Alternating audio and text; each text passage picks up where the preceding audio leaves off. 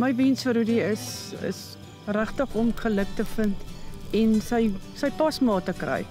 Want dis iets wat hy regtig na hinker, is om 'n familie te hê, om in die aande na te kom en rustig te kan wees. My grootste wens vir Rudy is, ek sal graag wil hê hy moet in hierdie jaar trou.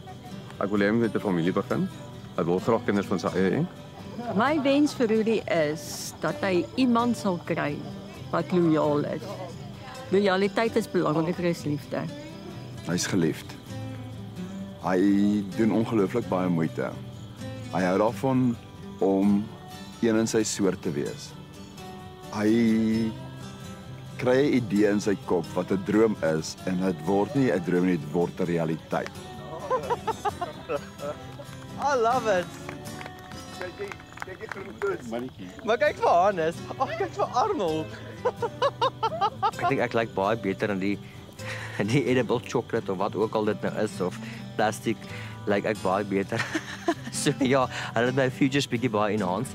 Jy maak my hart sommer warm binne. My droom vir myself is vir my om myself te kan wees en te kan weet dat ek nog steeds geliefd is en dat iemand tevrede is en saam met my wil wees vir die mens wie ek is. Die lewe is so vir baie mense so plasties en ek wil nie agter 'n masker leef nie.